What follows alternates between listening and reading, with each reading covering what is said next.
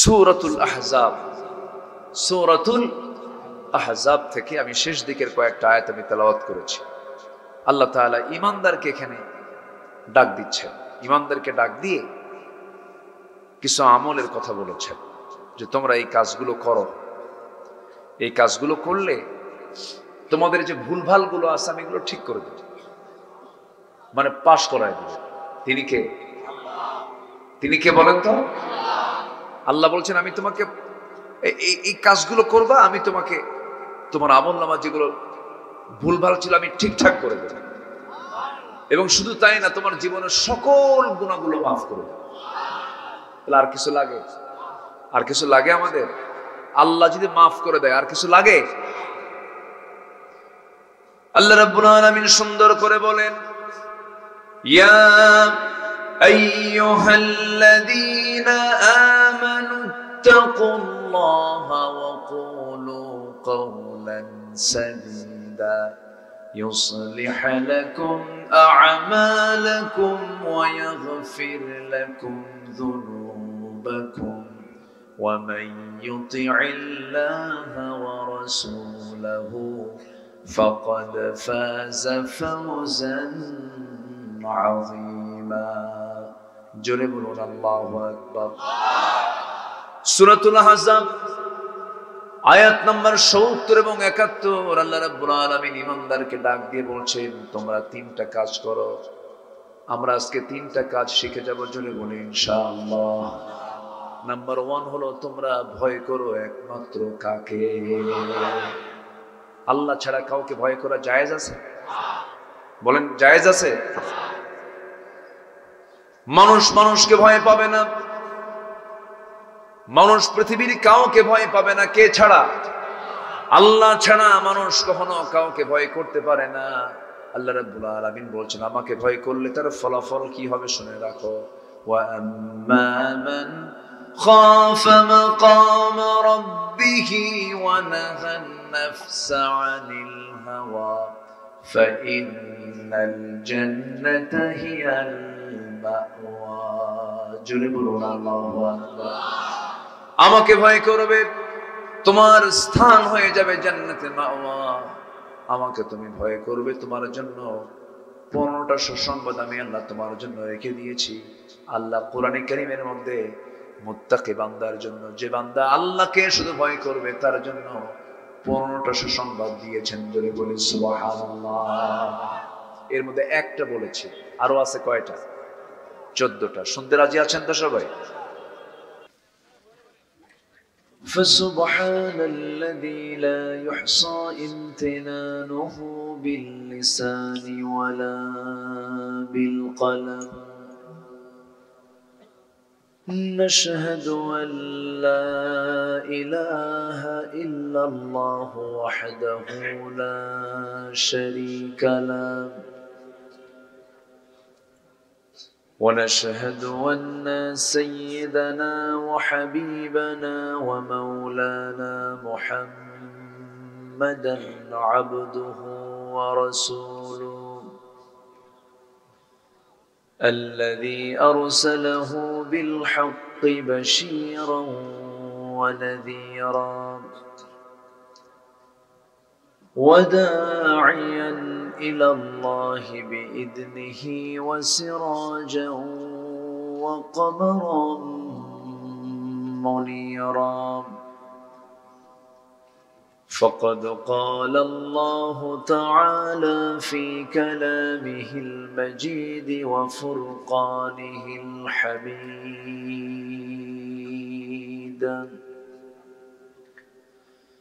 أعوذ بالله من الشيطان الرجيم بسم الله الرحمن الرحيم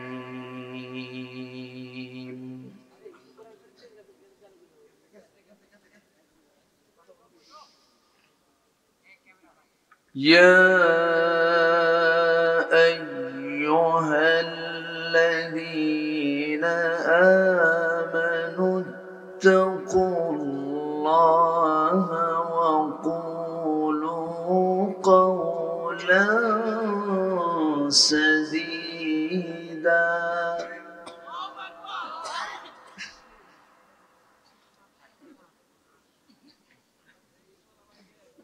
يصلح لكم أعمالكم ويغفر لكم ذنوبكم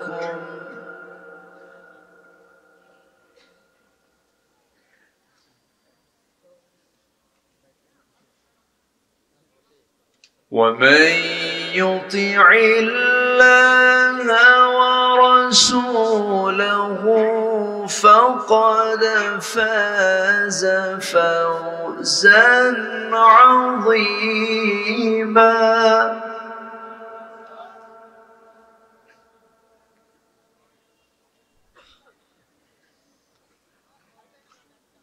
إنا عرضنا الأمانة على السماوات والأرض والجبال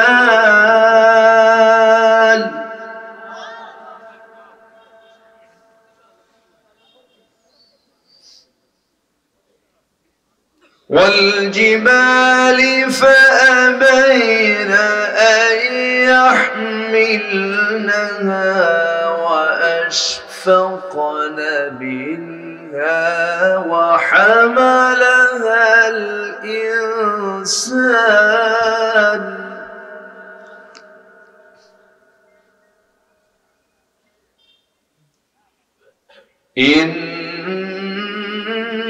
إنه كان ظلوما جهولا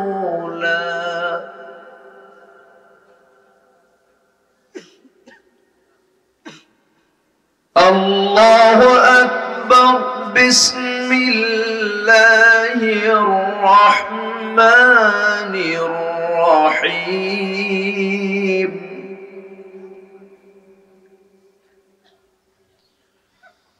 إن الله وملائكته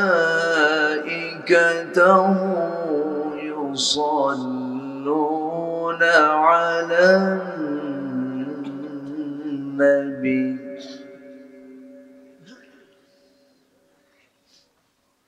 يا أيها الذين آمنوا صلوا عليه وسلموا تسليما اللهم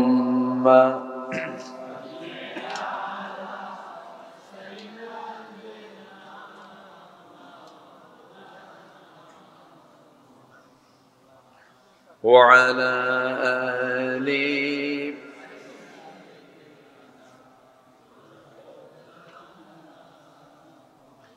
একটু মোহাব্বত দিয়ে নবীর প্রেমে মাতোয়ারা হয়ে আওয়াজ দিয়ে জোরালো কণ্ঠে সবাই বলুন আল্লাহুম্মা সাল্লি আলা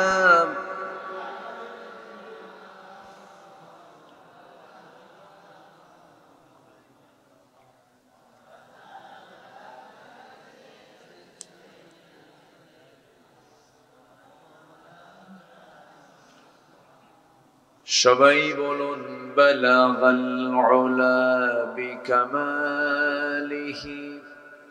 কাশাফাত তুজা বিজামালিহি হাসনাত জামিউ খিসালিহি সাল্লু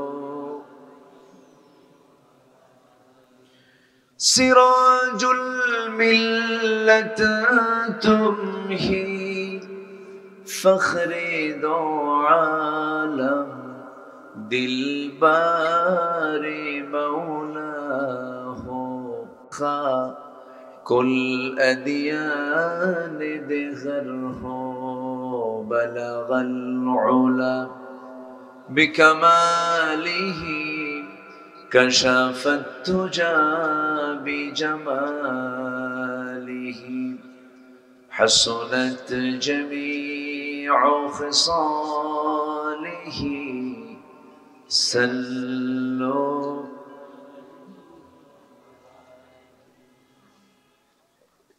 মেঘে ময়ূরী পশ্চিমেতে যে ওই আমার সালাম নবীর দেশে দিও মেঘে ময়ূরী পশ্চিমেতে যে ওই আমার সালাম নবীর দেশে দিও রওজা জিয়ারতের আশায় রওজা জিয়ারতের আশায় পিয়াসী অন্তর যেথায় আমার প্রিয় নবী যেথায় আমার প্রিয় রাসূল ঘুমান নিরন্তর মেঘ ময়ূরী পশ্চিমেতে যে ওই সবাই বলি সাল্লাল্লাহু আলাইহি ওয়াসাল্লাম।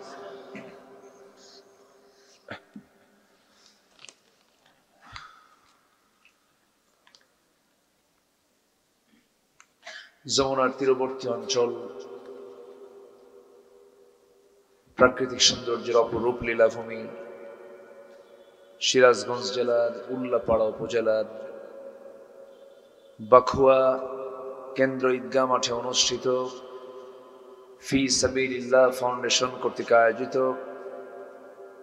তৃতীয় বার্ষিকী তাফসীরুল কোরআন মাহফিল 2024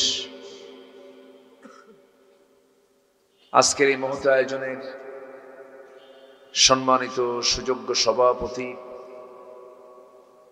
উল্লাপাড়া কেন্দ্রীয় জামে মসজিদের সম্মানিত খতিব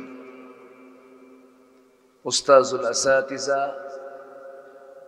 নন্দিত আলিম দ্বীন শেখ হাফিজ মাওলানা আব্দুল হাকিম হাফিজাহুল্লাহ, আজকের মাহফিলের সম্মানিত অতিথিবৃন্দ, বিশেষ করে আমার পূর্বে কথা বলেছেন বাখুয়া সরকার পাড়া জামে মসজিদের সম্মানিত খতিব মাওলানা হাফিজুর রহমান হাফিজ, আজকের মাহফিলের বরেণ্য অতিথি আপনাদের সুপরিচিত ব্যক্তি এলাকার কৃতি সন্তান জনাব আলাউদ্দিন আল আজাদ হাফিজাহুল্লাহ, আজকের মাহফিল উপস্থিত হাজরাত উলামায়ে কেরাম, ফদলায়ে ইজাম, সুশীল সমাজ, জাতির শ্রেষ্ঠ সন্তান, শিক্ষক মণ্ডলী, জাতির বিবেক, সাংবাদিক বৃন্দ, আজকের মাহফিল উপস্থিত প্রধান আকর্ষণ যাদেরকে নিয়ে আজকের এই সাজানো গোছানো বর্ণাঢ্য আয়োজন, তাওহীদের পতাকাবাহী, কালেমার ঝান্ডাবাহী, দ্বীন ইসলামের নরসারদুল বীর মুজাহিদ, প্রাণ প্রিয় সম্মানিত দ্বীনি ভাইরা, আড়ালে বসে আছেন শ্রদ্ধেয়া সম্মানিতা মা বোনেরা। আলোচনার সূচনায় আনুষ্ঠানিকতার মধ্য দিয়ে আমার পক্ষ থেকে আবারও দিল খোলা সালাম, আসসালামু আলাইকুম ওয়া রাহমাতুল্লাহি ওয়া বারাকাতুহু। সালামের জবাব কেমন যেন একটু ভিজা ভিজা মনে হলো। আসসালামু আলাইকুম ওয়া রাহমাতুল্লাহ।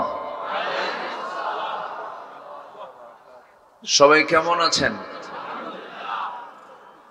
আমাকে প্রশ্ন করলেন, আল্লাহ তাআলা আমাকেও আপনার মতোই রেখেছেন, বলি আলহামদুলিল্লাহ।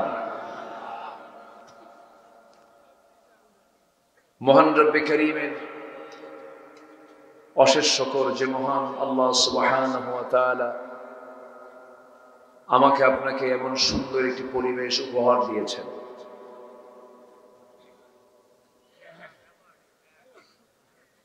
মহান রব্বুল আলামিন কোরআন শোনার এমন একটি অনুকূল পরিবেশ তৈরি করে দিয়েছেন, যা কয়েক মাস আগেই ছিল না। যিনি আমাদের জন্য এমন সুন্দর একটি নিরাপদ পরিবেশ তৈরি করে দিলেন, সেই মহান রবের শানে শুকরিয়া আদায় করছি, বলছি আলহামদুলিল্লাহ। আবারও বলছি আলহামদুলিল্লাহ। চিৎকার মেরে বলছি আল্লাহুম্মা ইন্নী আসআলুকা আল হুদা ওয়াত তুকা ওয়াল আফাফা ওয়াল গিনা। সবাই বলি আল্লাহুম্মা লাকা আসলামতু ওয়া বিকা আমানতু ওয়া আলাইকা তাওয়াক্কালতু ওয়া ইলাইকা আনাবতু ওয়া বিকা খাসামতু। আমরা আল্লাহ তাআলার শুকর আদায় করে নিলাম। সম্মানিত হাজিরিন, আমি আলোচনার সূচনায় আমার অভ্যাস অনুযায়ী কোরআনে কারীমের গুরুত্বপূর্ণ একটি সূরা সূরাতুল আহজাবের শেষ দিক থেকে কয়েকটা আয়াতে কারীম আমি তেলাওয়াত করেছি। তেলাওয়াতকৃত আয়াতগুলোকে সামনে রেখে কিছু কথা বলতে চাচ্ছি। আমাকে সময় দেওয়া যাবে তো? জোরে বলি ইনশাআল্লাহ। আমি অনেক আগে এসেছি, যখন এখানে কেউ ছিল না। আমি সামনে দিয়ে যখন দেখি যে কেউ নাই, আপনারা এই প্রচন্ড ঠান্ডাকে অতিক্রম করে, তীব্র শীতকে উপেক্ষা করে এই মাহফিলে যে উপস্থিত হয়েছেন, মহান রবের এটা অশেষ মেহেরবানি। আল্লাহ পাক কবুল করে নিয়েছেন। আবারও বলি আলহামদুলিল্লাহ। সম্মানিত হাজিরিন, আমরা যে সময় একত্রিত হয়েছি, গোটা পৃথিবীর 2 শতাধিক রাষ্ট্র, এর মধ্যে 56টি মুসলিম রাষ্ট্র এবং গোটা পৃথিবীর মোট জনসংখ্যার 1/4, 1/4 হলো মুসলিম। অর্থাৎ গোটা পৃথিবীর এখন মুসলিম জনগোষ্ঠী হলো প্রায় 200 কোটি। কত? 200 কোটি। এটা সংখ্যা কিন্তু কম না। প্রাকৃতিক খনিজ সম্পদের দিক থেকে মুসলমান, তাদের নিয়ন্ত্রণাধীন যে সম্পদ, দা গোটা পৃথিবীর সকল গোষ্ঠীর চাইতে অনেক বেশি। যদি টপ 10 কান্ট্রিজ ধনীর তালিকায় যদি ধরা হয়, এর মধ্যে 1 নম্বর সহ প্রথম সারির 3-4টি রাষ্ট্রই হলো মুসলমানদের রাষ্ট্র। অথচ এত কিছু থাকার পরেও যে জাতি গোটা পৃথিবীতে সবচেয়ে আজ পর্যন্ত বেশি মার খাচ্ছে, সে জাতির নামটা কি বলুন তো? মুসলমান। কেন মুসলমান আজকে কেন মার খায়? মুসলমানদের উপর আজকে এত কেন অমানবিক নির্যাতন চলছে? এটার হেতু কি? এটার কারণগুলো কি? যদি আমরা এক কথায় বলতে যাই, তাহলে মূল কারণ হলো আল্লাহর দেওয়া সংবিধান, আল্লাহর দেওয়া একমাত্র কিতাব আল কোরআন আল কারীমের বিধান থেকে মুসলিম আজকে কাছে না দূরে? বলেন তো, বলেন কাছে না দূরে? শুধু দূরে না, অনেক দূরে, অনেক দূরে। কোরআনকে শুধুমাত্র নাম সর্বস্ব ধর্মীয় কিতাব হিসেবে মানতে চায় অনেকে, বলে যান এটা ধর্মীয় কিতাব, এটা দিয়ে আবার রাষ্ট্র চলবে, এটা আমরা মানি না। আছে কিন্তু, আসতে বলে আছে কিনা? এবং এটার সংখ্যা কি কম? কমও না। একটা বিশাল সংখ্যক জনগোষ্ঠী, তাদের চিন্তা হলো কোরআন দিয়ে ধর্মের কিছু কাজ চলবে, মসজিদ চলবে, মাদ্রাসা চলবে, দান সদকা চলবে, এটা দিয়ে আবার সচিবালয় চলবে কেন, গণভবন চলবে কেন, ক্যান্টনমেন্ট চলবে কেন, আদালত চলবে কেন? তাদের কাছে এটা অপছন্দনীয় এবং তারা এটা বিশ্বাস করতেও চায় না। কিন্তু আসলে কি কোরআন গতানুগতিক অন্য ধর্মের মতো শুধু ধর্মীয় কিতাব না, শুধু 300 থেকে 350 আয়াত আছে শুধু ফিজিক্স কেমিস্ট্রির উপরে, সায়েন্সের উপরে। আল্লাহু আকবার বলবেন না? আপনি কি চান? আপনি চিকিৎসক, চিকিৎসা নেবেন, পাবেন। ইঞ্জিনিয়ারিং কোন তথ্য নেবেন, পাবেন।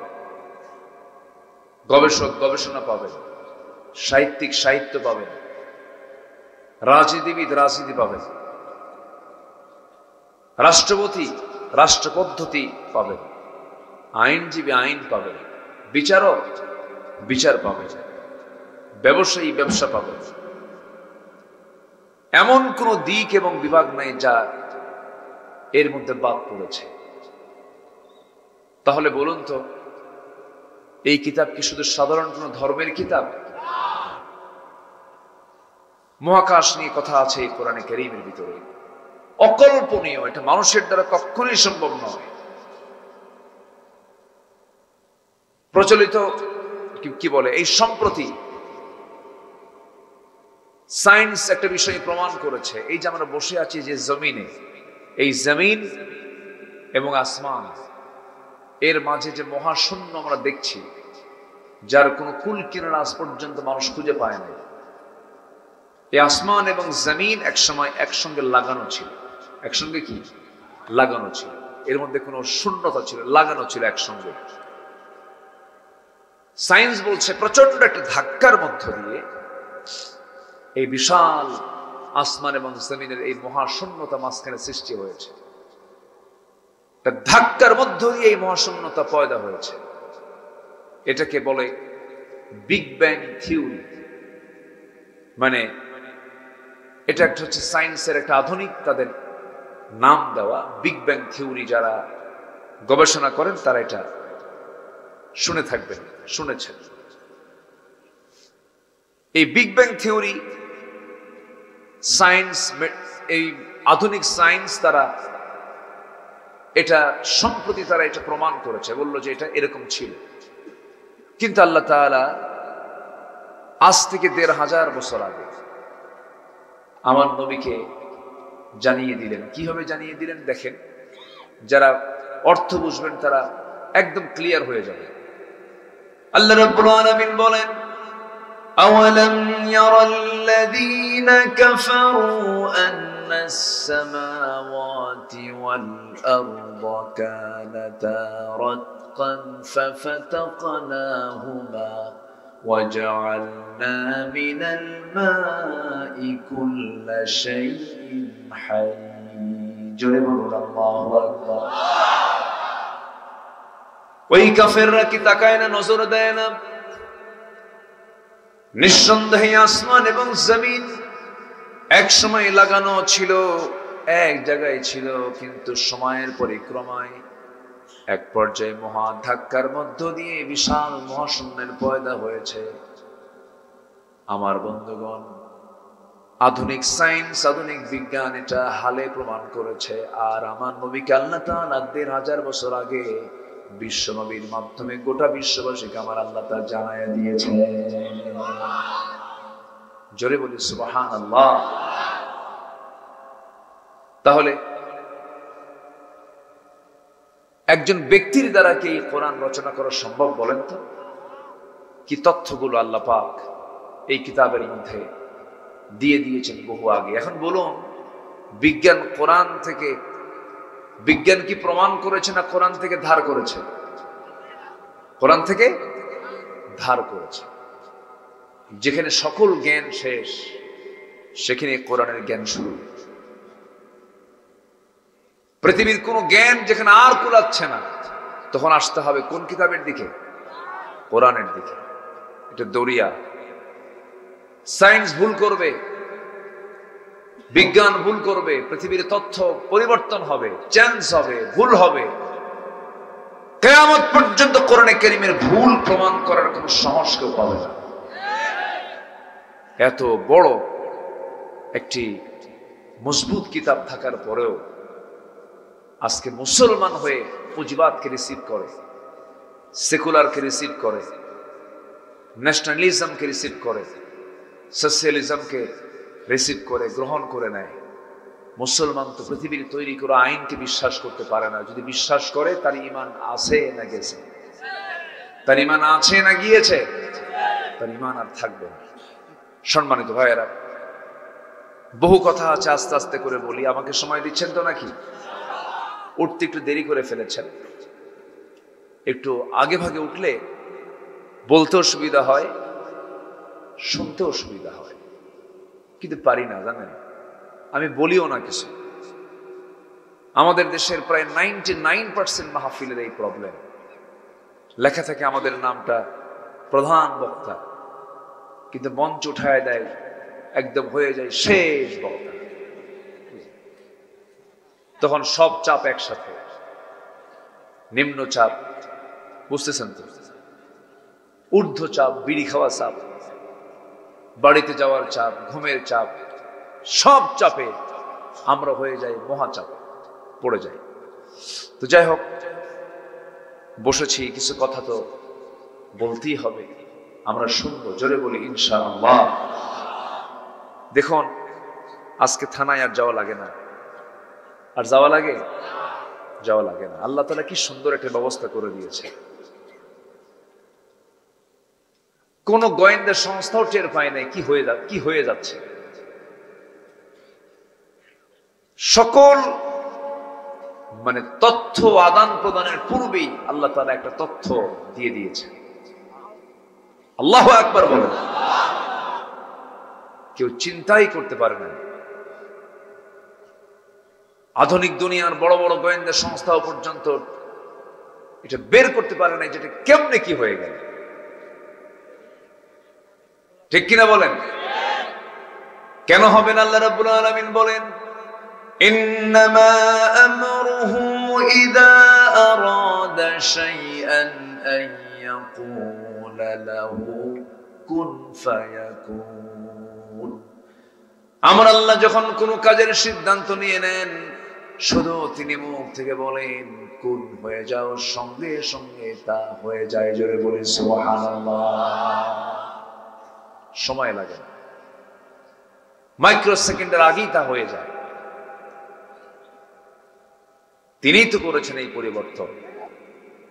হয়তোবা সাথে কিছু বান্দার চোখের পানি আছে না নাই? এমনি এমনি হয়নি তো। কত মাজলুমের অন্ধকার প্রকোষ্ঠে থাকা, গোটা রাতের চোখের পানি দিয়ে জায়নামাজ ভিজে যাওয়া, বালিশগুলো ভিজে যাওয়া, কত মাজলুমের রক্তগুলো জমিনে ঝরেছে। অনেক কিছুর অবদান, অনেক কিছুর ত্যাগের বিনিময়ে তো আল্লাহ তাআলা এটা পরিবর্তন এনে দেন।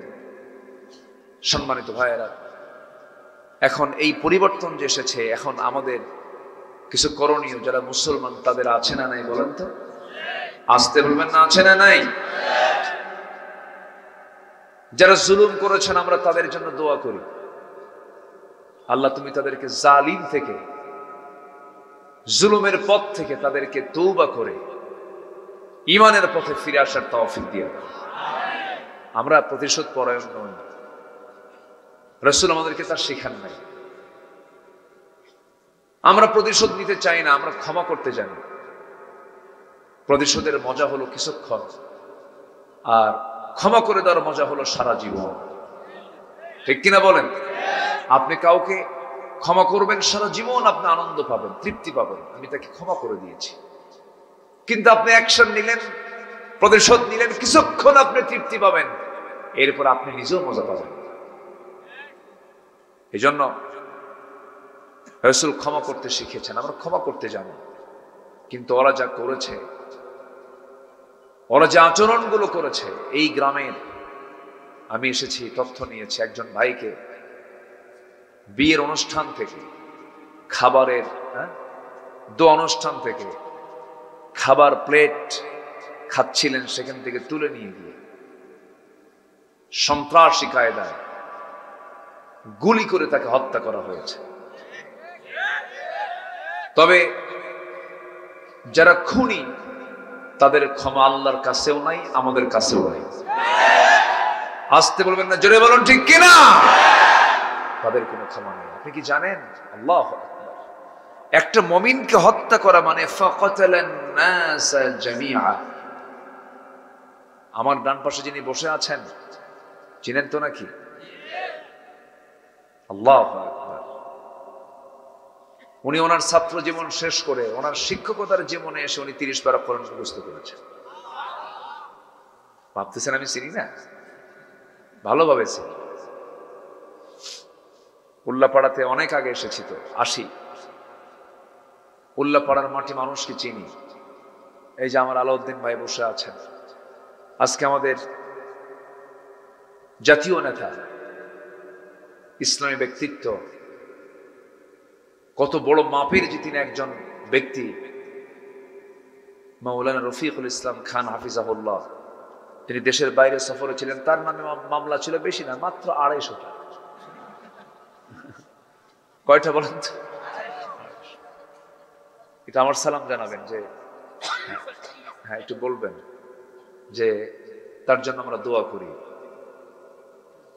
চিন্তা করেন, একটা মানুষের নামে যদি 250 মামলা থাকে, সে করবে ঠিকই বলবে। মানুষ কি এত এত হিংস্র হয় আর এত হিংসুক হয়? আর একটা মানুষ কি এতগুলো কাজ করতে পারে? 250 মামলা। যা শয়তান কয় আমি এত বড় শয়তান। যাই হোক, আমরা একটা পরিবর্তন পেয়েছি, আমরা এটাকে কাজে লাগাবো। জোরে বলি ইনশাআল্লাহ।